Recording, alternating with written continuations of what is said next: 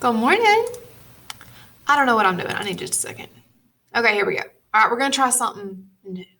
Okay, so what I did was I wrote out some notes for you guys. I don't know if you can see this. Okay, I'm sure it's backwards, but it says these are notes on commas, on the rules that we went over, and usage and review as well. So I'm going to go over the 5 rules that we went over. Was that yesterday?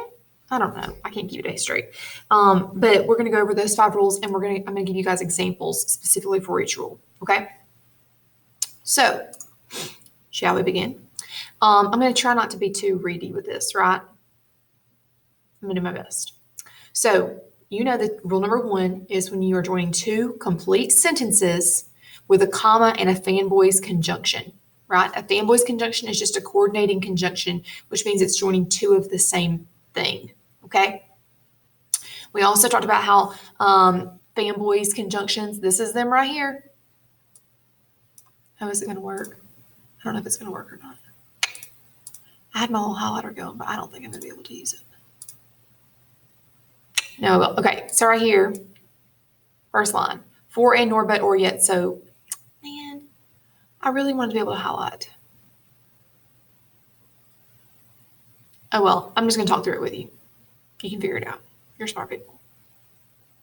Okay, so I've got 2 examples. The first example says, I want the sporty red car, comma, but I will buy the practical white one. Okay, so I've got a sentence, I want the sporty red car. And I have a second sentence, I will buy the practical white one. Okay, so I'm joining those 2 together. And if I do not properly punctuate, there's going to be a run-on sentence. Okay, could be a comma splice, could just be a hot mess of a run-on. Either way, we don't want it. Okay, so we need a comma and we need a conjunction. In this case, I chose the conjunction but. Okay.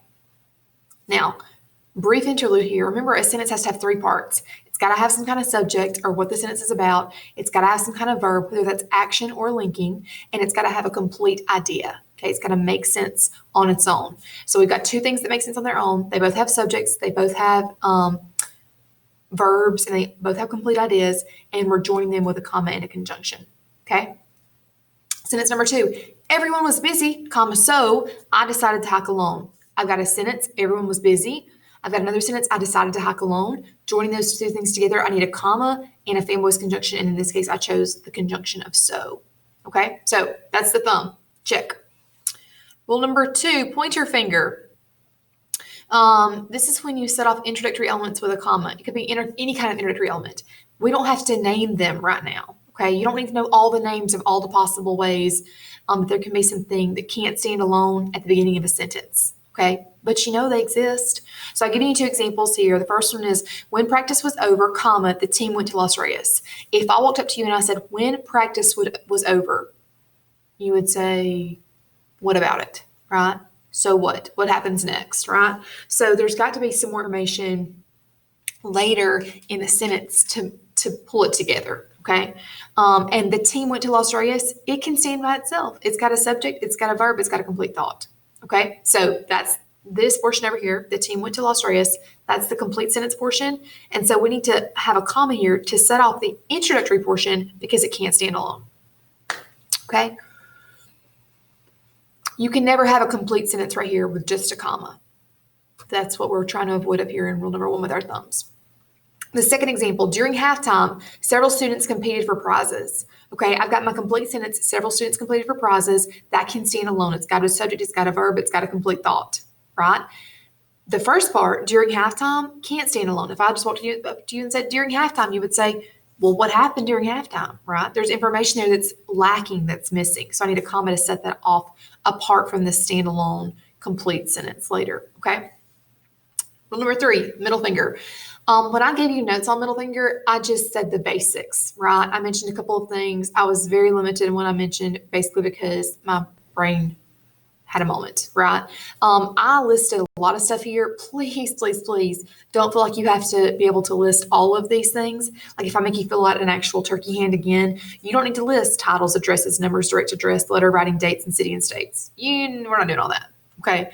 However, you do need to be able to kind of recognize these in context. So if there's a sentence and it says, Example 1, Nick Saban, head coach of Alabama football, is successful. You need to be able to notice or understand that head coach of Alabama football is a title, right? It is describing who Nick Saban is. So since it's just a descriptor and it's not required for the sentence, I can put commas around it because the sentence is still a sentence if I say Nick Saban is successful, right? Still a sentence. That I want to say intermediate portion, head coach of Alabama football, is just a title. It's just a descriptor telling us more information about Nick Saban, okay? All right, next we've got the number. I put 1 million. It could be 1,000. Remember that sometimes you need commas and numbers, so that's exciting. Number 3, these are like direct addresses, / salutations, and letter writing. So if I'm saying, Dear John, comma, in a letter, and at the bottom I say, thank you, comma, Hannah Real. Or if I say, Dr. Jackson, comma, and then I have my little email or whatever at the bottom, and I say, thank you, Hannah Real, okay? Those are things that are going to be salutations that are going to need to be offset by commas, all right? Additionally, if you're in class with me, and let's say that we are going to, there's some trash on the floor, and I say, Sally, comma, will you pick up the trash, right? My direct address of Sally needs to be set off with a comma, okay? Number 4, July 4th, 1776 is an example of a date. Please note that if you have just July 4th or just July 1776, or you just have 1776, or you just have July, you don't need commas. The only time you need commas is when all 3 of those parts are put together, and it's only between the day and the year, all right? We're going to talk about MLA formatting next week, and with MLA formatting, you will not use this date format, and you will not need a comma. Okay, so we'll talk about that next week. Just put that in your pocket. And then number 5, cities and states, Jasper, Alabama. We need a comma between those 2 things because they're different categories, right? Jasper is a city category. Alabama is a state category. If I went on to a country category, I would say comma USA. Right? So whenever we go from one set of qualifiers or categories to another within the same unit, or describing the same unit, they're going to just need commas in between them. All right, y'all are hopefully being troopers. All right, rule number 4. This is the ring finger. This is the finger that I said, remember, when words are not single ladies, they need commas, right? So if I've just got one word descriptor, if I've just got one noun that I'm getting from Walmart, I don't need a comma there. But anytime I have 2 of the same kind of word and they're touching, they're going to need some separation with a comma, whether that's coordinating adjectives or whether that's items in a series. Okay, coordinating adjectives, you can have 2 or more. Items in a series, you have to have at least 3, but you can have infinite number, right? So I've got some examples here. The nimble, fearless ferret eyed the dog cautiously. Okay, so nimble and fearless, these words are both describing ferret. Okay, so since they're both adjectives describing the same thing and they're touching, we've got to create some distance with punctuation for clarity. Okay, so we're going to put a comma between nimble and fearless for clarity because they're the same kind of adjective describing the same noun. Okay, second example. This is an example of items in a series. So the painter created a dog dressed in shoes, socks, and a bow tie. Okay, so I've got 3 ways he's dressed: in shoes, in socks, and in a bow tie. And so I'm going to set those apart with commas. Okay, also right here, remember that you'll need a conjunction between your last 2 items. Doesn't matter how many items you have, the last 2 will need to be separated with a comma and a conjunction. Okay. Interestingly, I have a fancy book here. You don't really care about this, but I'm going to tell you I have a fancy book here. It's by a guy named Benjamin Dreyer, super smart, and it's just on grammar. It's like a reference book sometimes. But anyway, there's actually a rule in here that states that if you are using names for items in a series, you don't need this last comma before the conjunction. So if I said Sally, comma, Sam, and Susan, I would just need and Susan. I wouldn't need the comma between Sally and Susan. Okay. And rule 5, we've almost made it, the pinky rule. Remember, the pinky is our weakest finger. It's our weakest link. And so non-essential phrases and clauses are the weakest and least needed parts of the sentence, right? So if that's true, I've got some examples here. We're going to put those in commas to set them off. Very similarly, you might remember, to how we did Nick Saban right up here. Okay, there are some very similar qualifications for both these sets of commas. All right, so because it's extra, right? The Nick Saban is successful. It still stands alone. The same thing applies here. So number one, Bushido, the code of honor of the Japanese samurai warriors, was the subject of the professor's lecture. I left out the word "the." I apologize.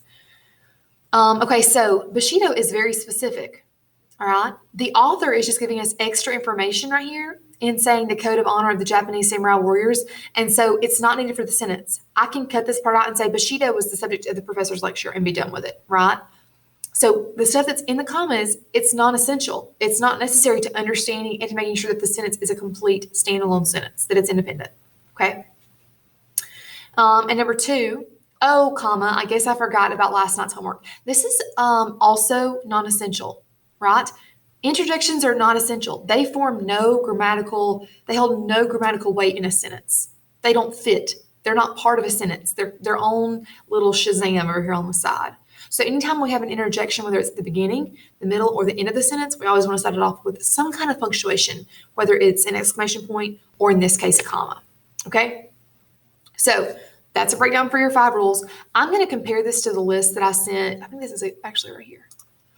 Yeah, so I sent this list out earlier this week, and I'm going to just say that we've covered a lot of these 11 in my list of 5.